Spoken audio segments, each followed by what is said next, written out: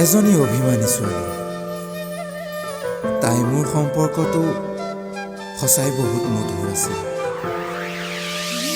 এৰা না তাই মোক এৰি থাকিব পাৰিছিল, না মই তাইক এৰি থাকিব পাৰিছিলোঁ। সেইদিনাৰ সেই আবেলিটো বৰ বিষাদৰ আছিল, কাৰণ তাই অইন দিনাৰ দৰে আজিও মোক লগ কৰিব আহিছিল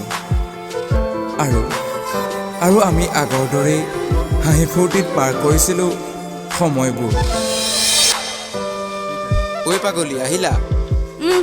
কোৱা। জানোতো তুমি এইকণ টাইমত ইয়াতে থাকিবা বুলি। ইছ, তুমি নাজানি কোনে জানিব? ঐ, তোমাৰ লগত বহুত ডাঙৰ কথা এটা আছিল। ঠিক আছে, কোৱা। এনেকৈ কিমান দিন থাকিবা তুমি ক্ৰিকেট ফুটবল খেলি? সোনকালে কিবা এটা কৰা। দেউতা আৰু দাদাই প্ৰায়ে বিয়াৰ কথা কৈ থাকে। মোক আৰে, মইতো চেষ্টা নকৰাকৈ থকা নাই। হে, বাদ দে বোলে। তাই যোৱাৰ পিছত মোৰ বাজি উঠা ফোনটো ৰিচিভ কৰিলোঁ আৰু গম পালোঁ মই হেনো জব পাইছোঁ অইলত। এৰা, এই কথাখিনি তাইক ক'ম বুলি ভাবি ফোন কৰিলোঁ, কিন্তু তাইৰ ফোন মই নাপালোঁ।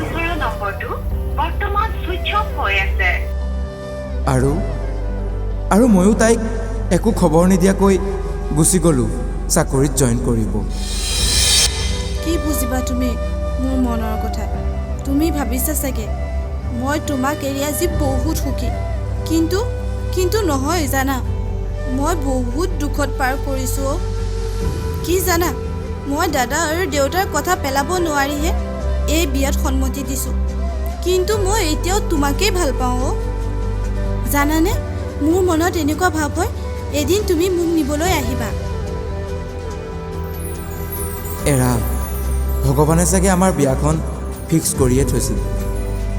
ময়ো এজনী ছোৱালী চাব গ'লোঁ। নাজানো সেইজনী ছোৱালী কোন, কিন্তু মই মনত বহুত সান্তনা দি চাব গ'লোঁ।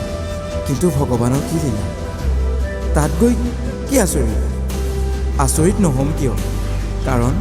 কাৰণ মই যাক চাব গৈছিলোঁ সেইজনী দেখোন মোৰ ধুনুজনী। তাত দুয়োৱে দুয়োৰ চকুলৈ চাই থৰ লাগিলে, কাৰণ ভাগি যোৱা সম্পৰ্ক এটা জোৰা লাগিছে। দুয়োৱে বহুত কথা পাতিলোঁ আমাৰ মৰম ভাল পোৱাৰ। আৰে, তুমি ইয়াত? মই অহাৰ কাৰণে তুমি বেয়া পাইছা? হে, বাদ দিয়া। মই তাহানিতে তোমাক কোৱা বিয়াৰ কথাষাৰ আজি সঁচাই ফলিয়ালে। পূব আকাশৰ ৰঙাবেলিটো সঁচাই তোমাৰ কপালত আঁকিব পাৰিম মই। আৰু এটা কথা কওঁ তোমাক, চোতাল সৰাৰ প্ৰেক্টিচটো কৰি দিয়া, কাৰণ আমাৰ ঘৰৰ আগ চোতালখন বৰ ডাঙৰ দেই।